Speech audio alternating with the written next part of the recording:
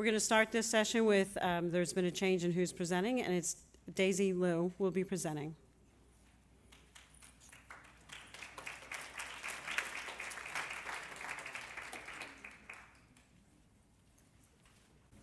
So, good morning, everyone. I would like to begin my presentation with a short story. So, in November 2006, a successful Chinese businessman as well as a good husband was diagnosed with ALS. And it was exactly 11 years ago. There was no official guidance of this disease in China. And of course, no social organizations that could help his family to face this disaster.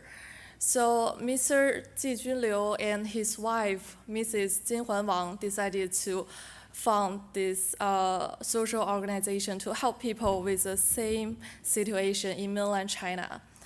After years of preparation and research, they decided to officially established the organization in 2013. It is called the Beijing Oriental ALS Care Center. The president of the Beijing Oriental Care Center, Mrs. Jinhuan Wang, is a close friend of my family. Unfortunately, she won't be here today to share her story with you. So I am honored to, on behalf of her and fellow colleagues of Oriental to stand here and share our stories with the rest of the world. Thank you for having me. Furthermore, Oriental ALS Care Group truly appreciates your attentions on the development of Chinese ALS caring organizations and the tendency of medical progress in mainland China. So here's a photo of Mr. Liu and his wife, who is our president at the organization. The Beijing Oriental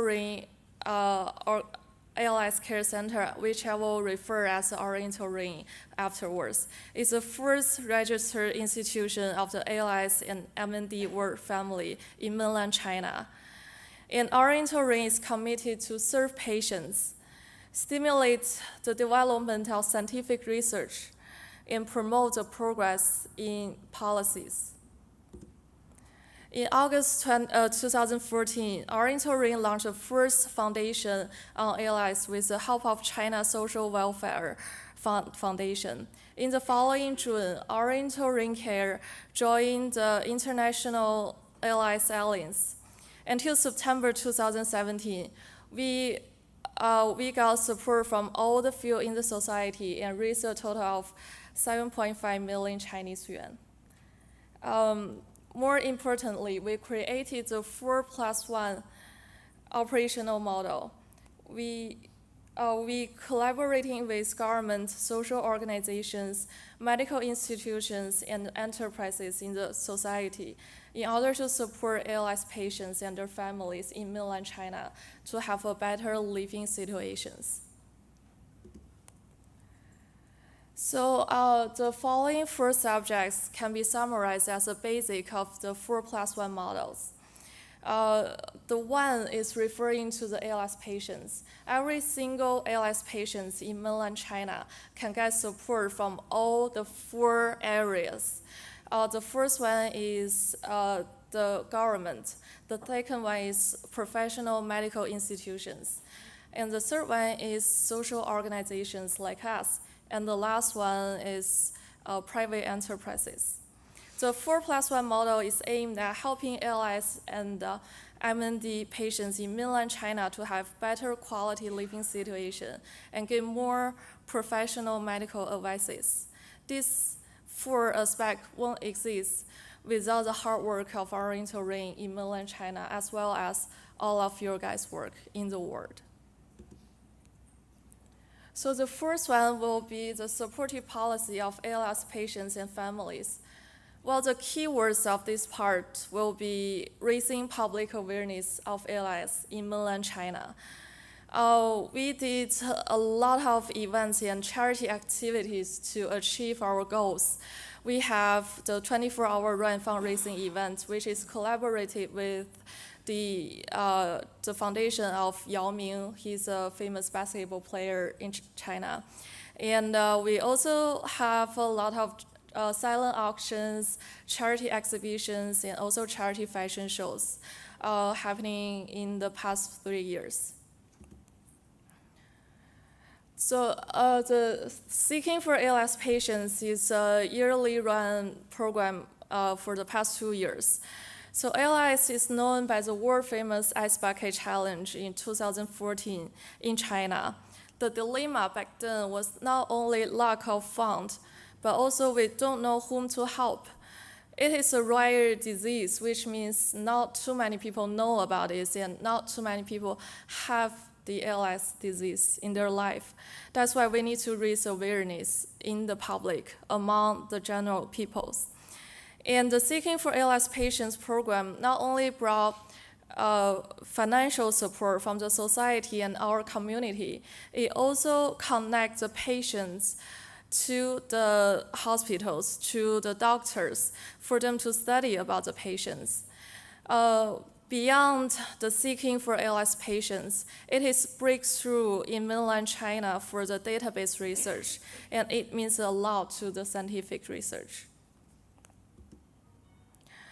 We also provide personalized and individualized assistance based on the patient's door-to-door visit. After we did over 200 patients visits during the past 2 years, we have a lot of more mature system to help them in the family nursery and their daily life. Here are other photos and activities, events we did in the past to help ALS patients and their families to connect to the entire society and make connections between each other. And for example, we have the patients gathering seminar every 3 years in mainland China. And also our wonderful volunteers have their families and ALS patients gathering together in the Olympic Park in Beijing every month. And the second part is promoting medical research of ALS and MND disease in mainland China. We deeply aware that scientific research is a key point to find the cure of ALS. We are positively advocating the progress of medical research and actively building a bridge between patients and medical professionals. Beijing Oriental ALS Care Center is involved in various kinds of global medical conferences, hoping to have the world hear from the ALS patients in mainland China and eventually helping them to live better lives. So we have stabilized collaborations with the Peking University Third Hospital. We have weekly Thursday meetings between our board members and the doctors, nurses, social workers, and sometimes the patients and their families are welcome to the meeting. We also have collaboration with some private institutions in China, like the Taikang Garden Rehabilitation Hospital. We participated in their Advanced Medical Development Forum this year. We co-sponsored the ALS Funding Cure International Forum in Beijing this year with the Peking University Third Hospital.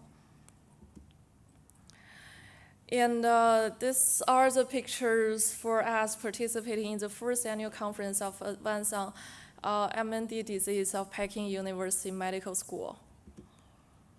Besides medical research, we also valued education a lot.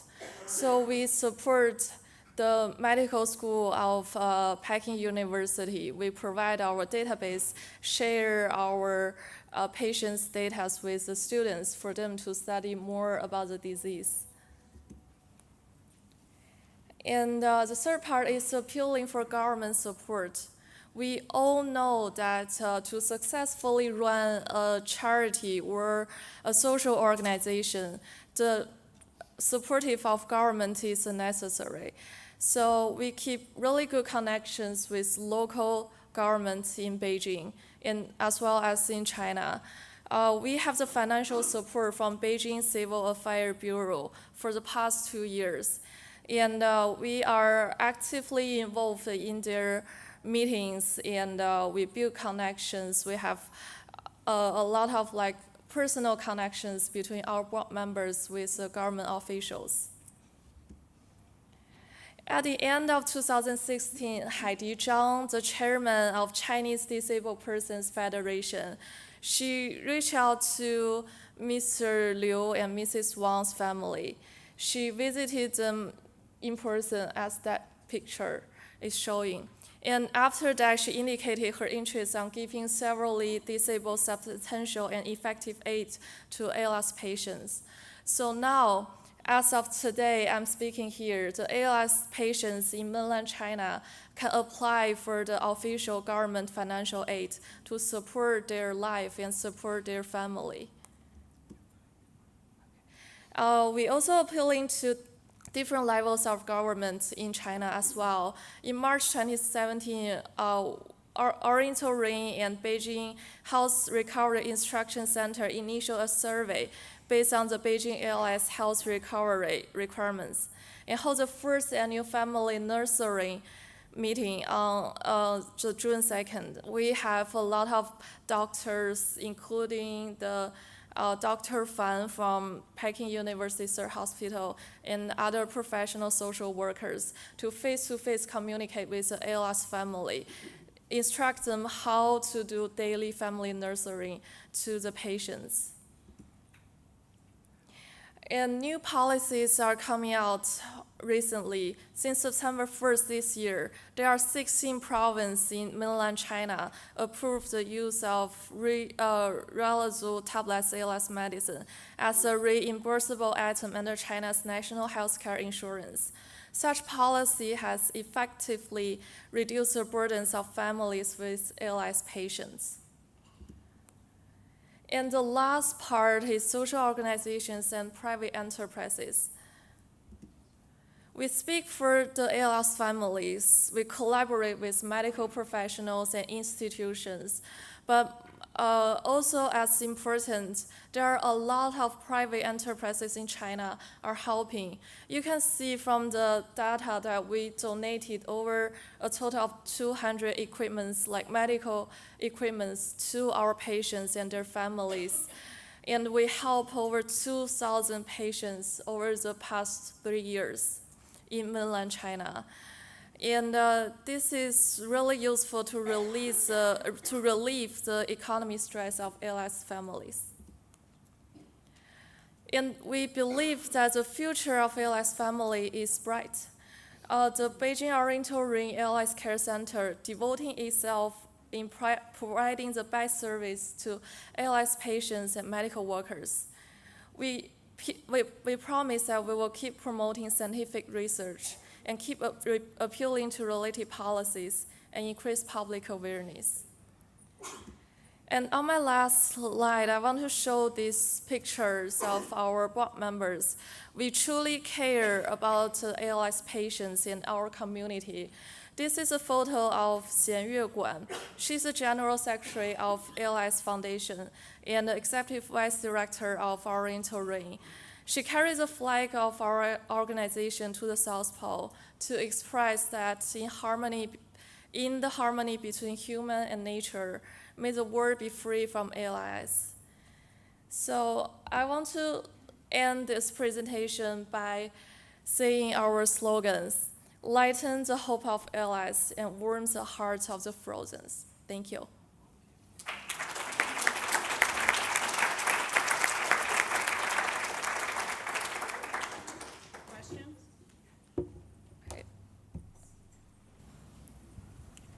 Thank you so much for that. That was absolutely fascinating, and you've partly answered my question. But 2,000 people last year you saw. I was just doing some number crunching. So if you do sort of, your population of Beijing, 21.5 million, so you have about 1,000 people with ALS living in Beijing.